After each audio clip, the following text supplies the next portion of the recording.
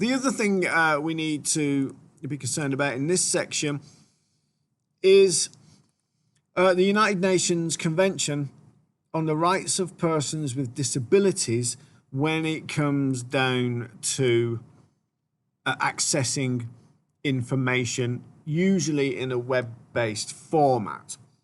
So we've looked a little bit at how information can be transferred out of the UK, out of the EU, and how we need to think about what that looks like in these other countries and what we can do to make sure that we're protecting ourselves and our data.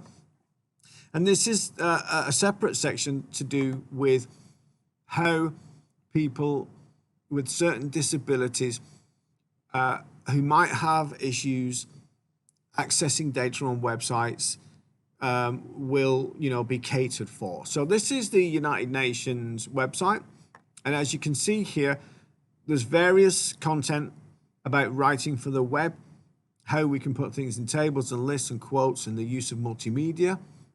There's a section on navigating around the website for people with disabilities. There's a section on design, a section on scripts, so code, and how we can then validate our websites to see whether they indeed live up to the standards that they're supposed to, so that people with disabilities can access them. So if we scroll down, we can see it's to do with content, the use of clear, concise language, making sure your content is easy to follow. It's about design. It's about using the right colors. It's about using the right types of font and font sizes. It's about using alt tags on images, so screen readers. This section here, technology can read them. So sometimes people may have special devices to help them access. If you're blind and you've got tags on your images, the screen reader will describe the image to you so you know what the picture is of. Smartphones and smart tablets have these screen readers and apps can be downloaded to do these things for you, and it will read the text to you. So the use of the technology, the way the website is designed, and the way the content is written and placed on the page will all determine how accessible this website is to disabled people. Now, the law has become more, it's just recently, all of these things used to be in place, but just recently they've become much more of an issue for organizations. And so now anything that is placed on the web, whether it's in something like Moodle or in Google Classroom or on a website or in any web type interface, it should now live up to accessibility standards so that all people, regardless of their ability or disability, can access them. So it's become a little bit more of an issue now to make sure that we're including all people in all content when it's placed on web pages or in some kind of web portal or in some kind of web technology, okay? And that can be providing a link to an alternative. So if it's a text-based thing, you could maybe provide a link to an audio version of the file or a video version of the file with subtitles. Script should be able to detect different browsers and then present an appropriate version of the page for that browser, for that device. And alternative pages should be available on demand for people who have difficulty accessing them in their current format. So you just need to be aware of what some of these accessibility issues are, and you just need to be aware that there is a United Nations convention that covers these particular topics.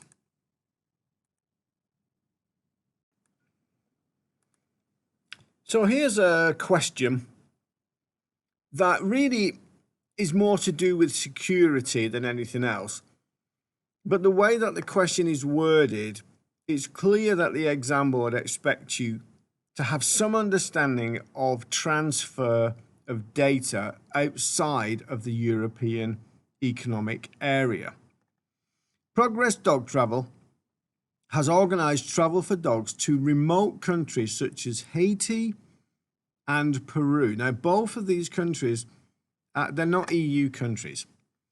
Discuss with examples issues which could arise if the paperwork for a dog travelling to a remote destination was stored on an online storage area. Now, most of these 10 marks are going to be surrounding the whole concept of storage and online storage and what issues there might be if there's a leak and so on. So it's to do with security and the Data Protection Act more than anything else. But the fact that they've thrown these two countries into this question means that they are looking for some understanding from you of data transferred outside of GDPR countries.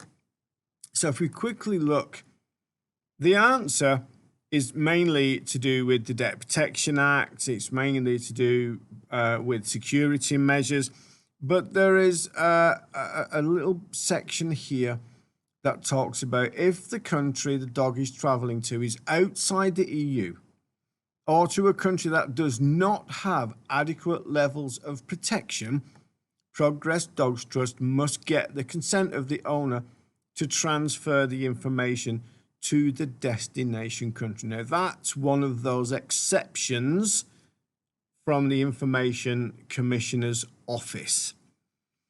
So they're not expecting you to write 10 marks about this topic in this particular question, but they are expecting you to be able to understand that Haiti and Peru are outside of the EU. What does that mean for Progress Dogs travel? And what does that look like for them in terms of transferring information to those countries? The second question relates to the UN Convention of Rights that we looked at. It asks us to identify and describe one feature that could be included on this booking website to ensure that it's complying with these rights of persons with disabilities. Okay, so it's worth 4 marks. Now, remember we looked at the website, and these are the things here that we need to be thinking about. So the first mark is for the identification of the feature, and anything further than that which describes that feature gets you the extra mark. So we could have said, for example, the website could have a screen reader. There's your first mark, because it would read the text to the person, reads the text on the web page, and that's useful for people who may be blind or partially sighted or have some issues with their eyes. Alt tags, first mark. An explanation? Well, alt tags on images allow screen readers and reading software to describe the image if you have difficulty seeing it. The type of font was another thing that we looked at. This can be changed to a more readable font or a larger font.